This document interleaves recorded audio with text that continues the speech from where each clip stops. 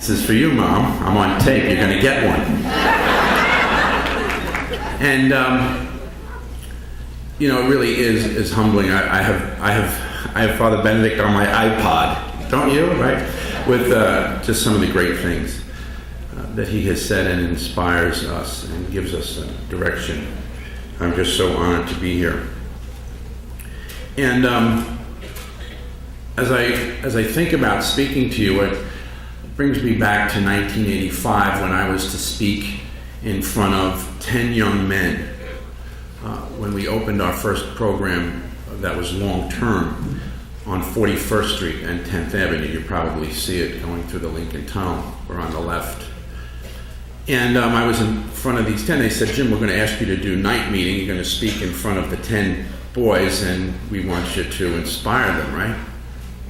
So this was a great honor, and I took it very seriously, and I worked on my talk, and they were going to love me. I mean, I was going to wow them. I had my cassette tape. It was cassette back then. And I had my cassette tape, and I was going to play the dream, the impossible dream, and they were going to be inspired. They were going to think I was great. And I had a moment of God's grace. And as I looked out at these young boys, I knew their stories, as we do at Covenant House.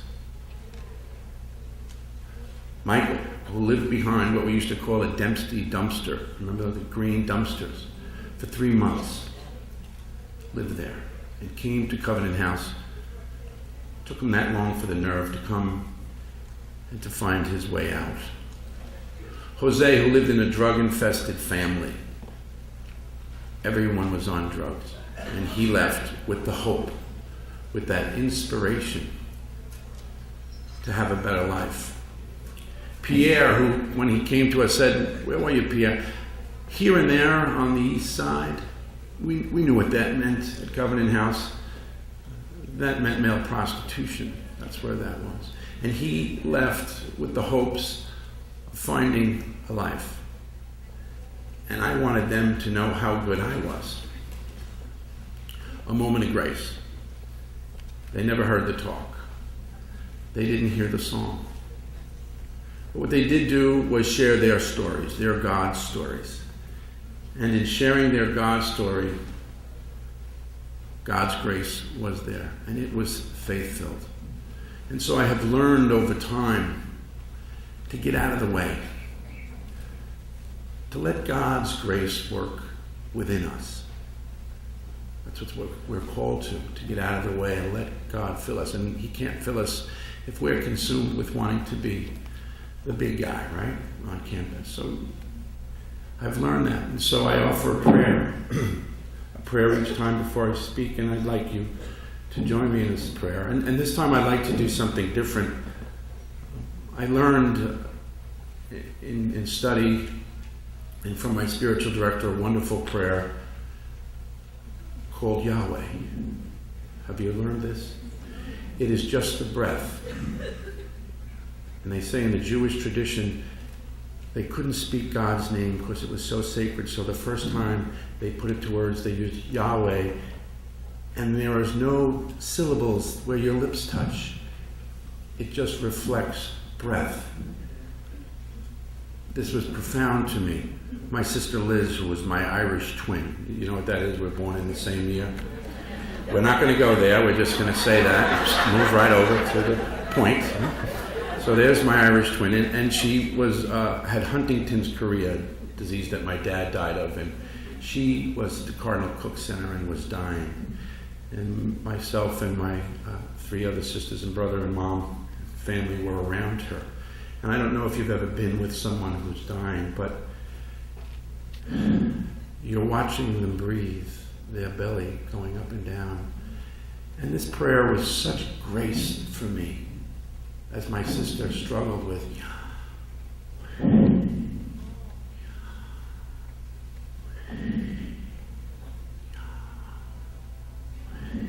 I watched her stomach go up and down. And she spoke his name. How profound. It was the first sound she uttered in life, and it was the last sound she uttered in life. You too. Me too. How profound. What gift. Speaking God's name first out. Last breath said His name. Join me now in breathing God's name. Let us create sacred space among us so God can fill us.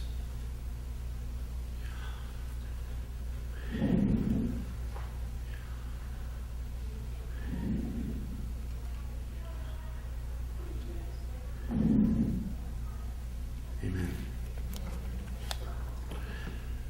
I want to talk about God's mercy. I'm so excited. I'm surprised you had me back. I saw everybody's out there. They got books. They're signing books. I got a bookmark. So I'll initial anybody's bookmark. I don't want to sign my whole name. I'll ruin the whole thing. So I have no book. And so I come humbly, and I hope what I say is God's grace. Because if you're counting on me, we're in trouble. We should go back to lunch. Two things that we've learned at Covenant House in working with our kids. Last year, 60,000 children. 60,000 children. We were able to be, I hope, reflections of God's love to them. Two things. One, we have recognized a profound need for God's mercy. 70% of our kids who come to us have been physically or sexually abused as children. We need God's grace, God's mercy. The second thing that we've learned at Covenant House, we have God's mercy and grace. Two things we come to understand all the time, almost in every breath at Covenant House as we open our doors. You talk about broken.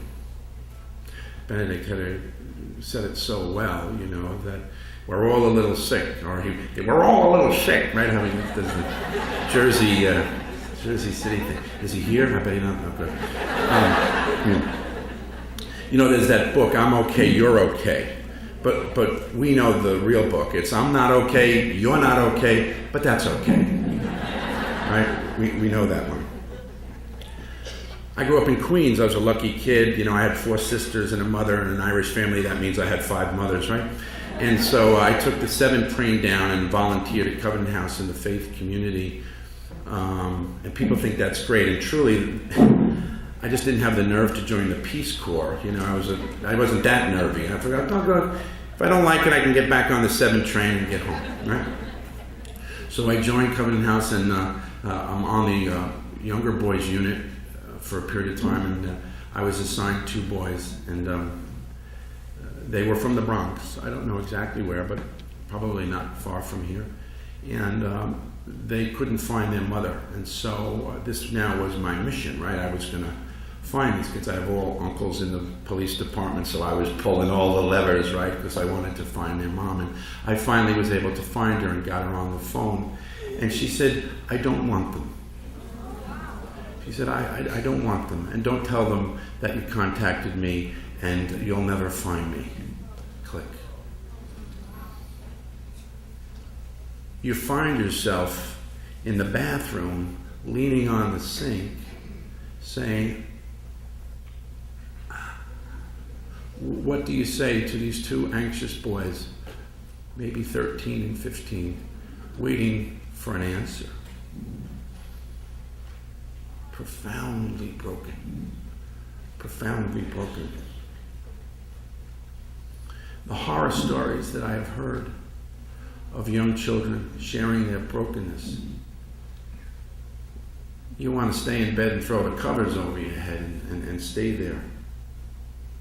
It's profound throughout our country.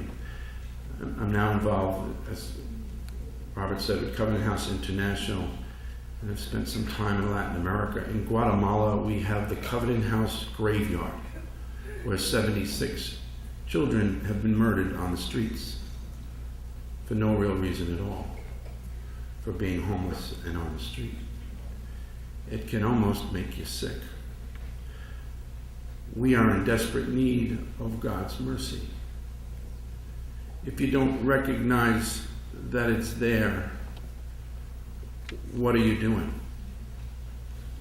I think sometimes when people see that I've been doing the work for 25 years, they know I'm a little off, and that's true.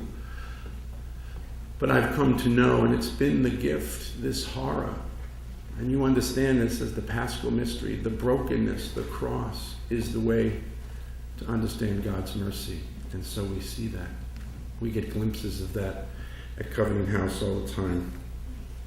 Thinking of a young girl whose name was Rima, and she didn't know her father, and her mother had serious mental illness and left her regularly alone.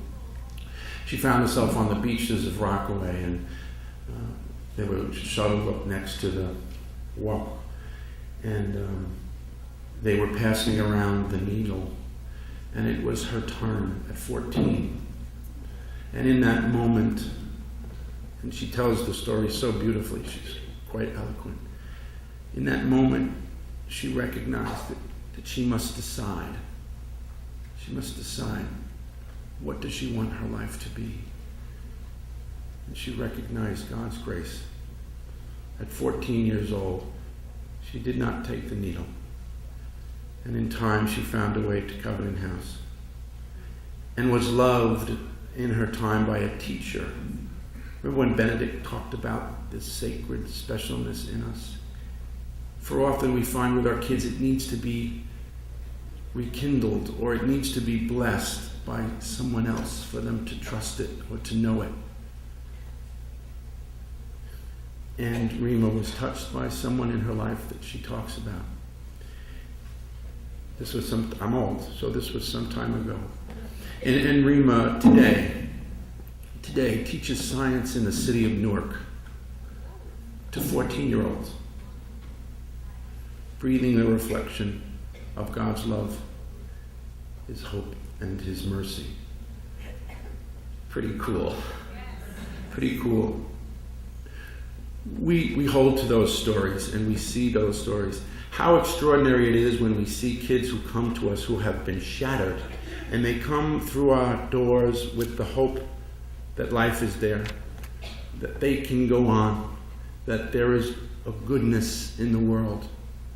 I'm humbled by the spirit that is fired within them all the time.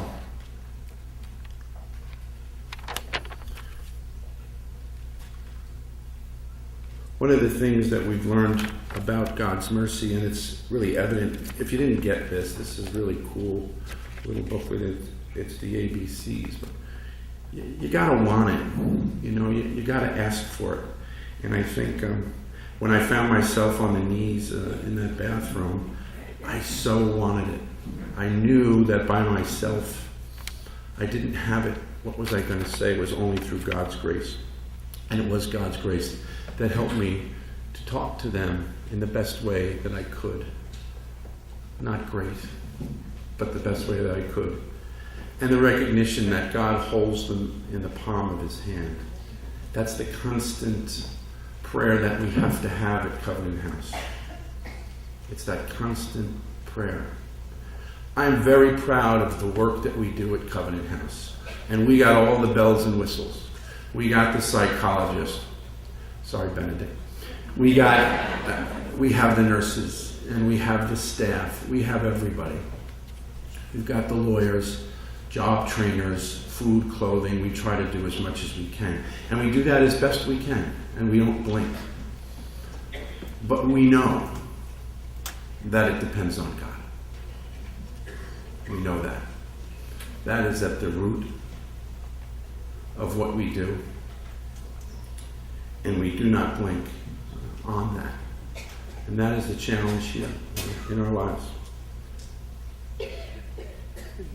This thing that we see of the brokenness and then the redeeming, the suffering of our kids and then the spark, that's the Paschal mystery. That's such a beautiful thing. It keeps us keeping on. And we pray that it keeps you on. It's weird, and I don't know why it is, and I wish I could have Benedict come back up and explain it to us. But why the suffering? Why the crucifixion? I don't know that. I'm sure he could do a job. I don't know it. But I do know this from working in the streets of New York and New Jersey and all over. It is only through that we can be redeemed. It's only through the recognition as, Lord, I am not worthy.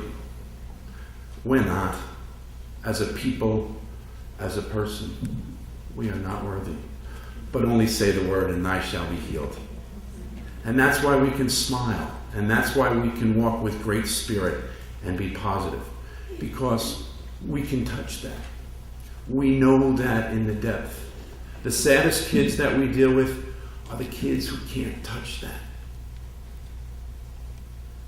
Not that the spark is out, but they just can't touch it. It's a sad thing. And so we find ourselves, I don't know why for me it's the bathroom. I should have picked the chapel, but you go where it works, right? And so it worked for our second speaker, didn't it? The bathroom, right? So I just thought of that. So you go where you find God, and you're brought to your knees. I want to talk a little bit too, if I can, about forgiveness, which is our conference's theme, to mercy. And I always kind of say, aren't those kind of the same thing? And I think they are, at least in the world of street kids and street care, God's mercy and forgiveness. So often our kids can't forgive themselves. They hold themselves at fault. What did I do wrong? How many times I heard that? What did I do to have my parents leave me? I want to tell you a story about another young man who has just been an icon for me. And his name is Darnell. And I love Darnell, so I can say this. Darnell is a street punk, or at least was. He was a kid in Newark. Story like many of our kids, though somewhat more tragic. He watched his mother kill his father in a domestic dispute. He and his two other brothers, his mother went out to get food and she never came back. He tells the story that they were trying to cook some food, so they were going to make toast. They almost, I think they did, burn down their building and then spent the rest of his life in foster care, bouncing around from home to home mostly.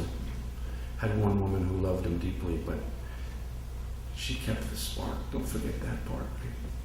And so Darnell did the thing. He did the street thing, from gangbanging and smoking pot and getting kicked out of there. He did some time in prison. And I'd love to tell you the moment, much like Rima was able to, where the Spirit just worked and she can speak. But for Darnell, and I don't know about you, but like me, it's a process. And over time, Darnell, funny that one woman taught him about the Bible, and he knew it quite well. I guess he read a lot of it when he was doing time. But I saw Darnell sometimes after. He always stayed connected, and we seem to have a connection that happens at Covenant House. You sometimes just connect to certain kids. And so he came back, and he was doing great, and we went to lunch. And he said, I'd love to see my mother. And I was like, oh, here it comes. I know this one. I've sat across from kids, maybe 50 of them, where they say, what? How come she left me? Didn't she love me? How dare she? She shouldn't have had me if she was going to leave me, right? So I'm here, I'm going to process. I put my social work hat on. We were going to process this. He said, no, I'd like to meet my mom so she knows I'm okay. And that she's forgiven. And I feel so bad for her. Could you imagine feeling the pain that she felt in having to leave me and my two other brothers? God's mercy endures forever. God's mercy endures forever. He's an extraordinary young man. He has seen the light. It has exploded. He now volunteers at Covenant House in Newark every Monday and comes into the chapel and talks to the kids and tries to be that reflection of God's love. Darnell would tell you, you wouldn't do that normally. It's not really logical either. right? I mean, he's a victim, right? 4 years old, left, yeah. We say something at Covenant House which is almost nervy. If you don't know God's grace, almost nervy. There are no victims, only volunteers. That's pretty bold. He was a victim, right? Not if you're on a spiritual journey, because it's not really about that. It's not really about being right, because right, she should go and get arrested and do that. It's not really the conversation on a spiritual level. It's how you be loving. How do you connect to God's mercy and be a conduit of that mercy? That's the ABCs, right? How do you do that in God's grace? So logically, it doesn't make sense. What we found with some of our kids at Covenant House is that they define themselves as the victim. This is tough stuff, I get that. Hi, I'm Martha, and I was a rape victim. Yeah, that's true. But Martha's a child of God.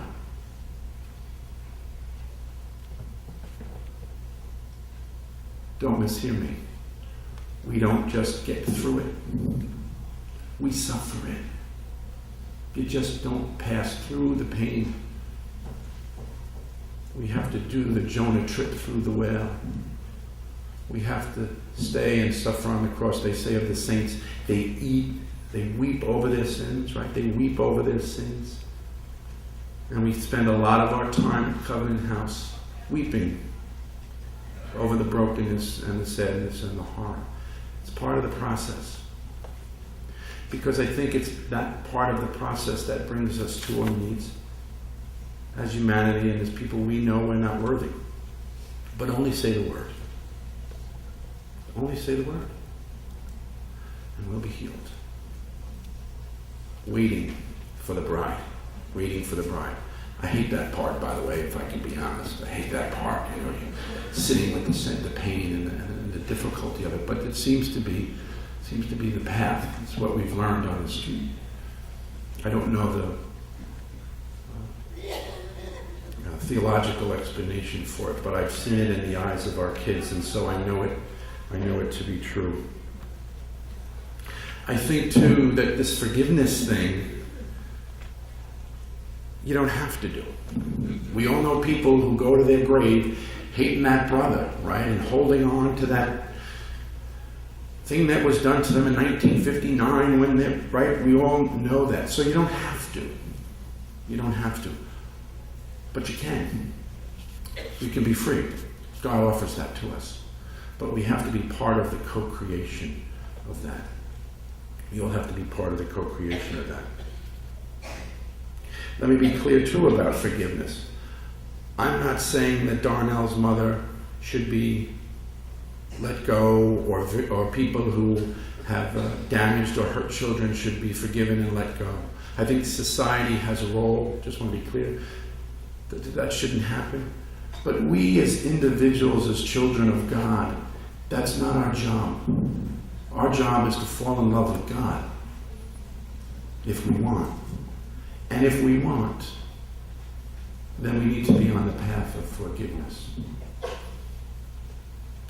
And when you are forgiving someone, or being forgiven, that's sacred space. That's sacred space. When Darnell told me that story, we were in a diner, one of those diners where you got to clean the cup, and this, for one of those diners, don't touch anything. And I could have stayed there forever. I felt just basking in the glory of God, in this street hood. How lucky was I, right? So part of our journey is to be in this forgiving space. And we understand, too, like the bridegroom, we need to get ready, but she'll come when she wants. For those of us who have been married, she'll come when she wants, right? And so we have to trust in that. I want to just talk a little bit, too, about how we can do that. So I want to push a little bit here. We're doing a lot of this in our head, but I'd like to maybe offer you something to take home in your heart. And that's in the forgiveness piece. Again, I don't know if you have to be forgiven, but asking for forgiveness is a beautiful step to the journey. Asking for forgiveness, humbling oneself and saying, will you forgive me? Will you forgive me? Now, if, like where I grew up, you never say that. You would go, I'm sorry, which means shut up, leave me alone. That's not asking for forgiveness. It's suffering it. I'm not worthy, say the word, and I shall be healed. It's suffering it, it's eating it. We've learned that. We all have that. If you can't find what you need to be sorry for and to get on the journey, ask your spouse. That was for you, Don. So ask, Mike, you can understand the brokenness that we all are. Benedict did a great talk about, right, the pathology. We all got it, we all got it.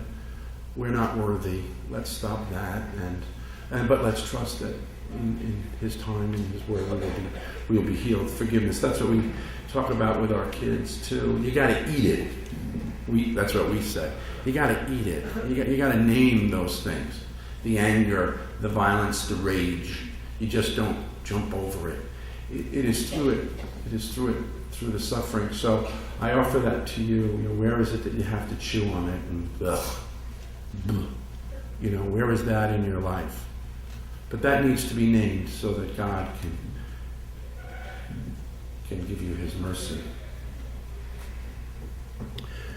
So asking for forgiveness is one of the key roads in our work in the spiritual journey. It takes us out of the self-righteousness, and we ask for forgiveness. Will you forgive me? And we stand there waiting for the answer. The humble beggar. Is that not St. Francis? The humble beggar. Will you forgive me? Creating, I think, the sacred space. It's a little nervy, and it's where we need to call for God's grace, but it is what will set us free. So if you want to be forgiving of others, ask for forgiveness, and you will create sacred space, I think, and get it. We see that all the time with our young people. They're not all victims. Some of our kids have done some very ugly things. That's tougher conversation to sit and listen to. Listening to people talk about hurting, damaging, and raping other people is a very tough place. The shame can be deafening. And you sit in it.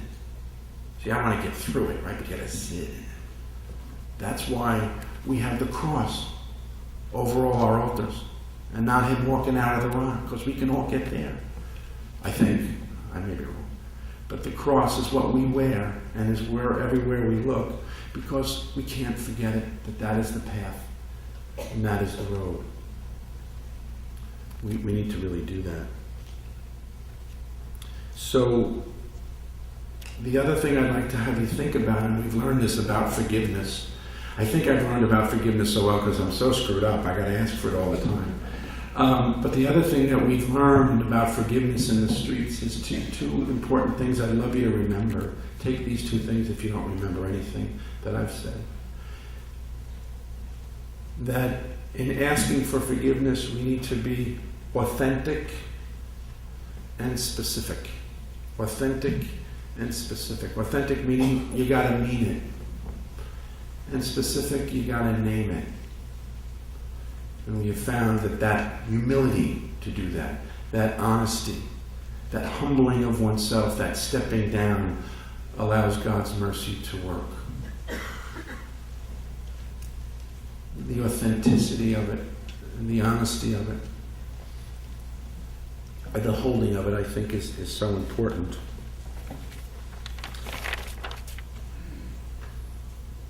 God's forgiveness. I hope to, and I love to come here because I feel and know, it's an intuitive, a kinesthetic knowing, a feeling of the Spirit. People feel the Spirit. And so much is given, much is asked. And so this journey of forgiveness, I think, is so appropriate for us to focus on.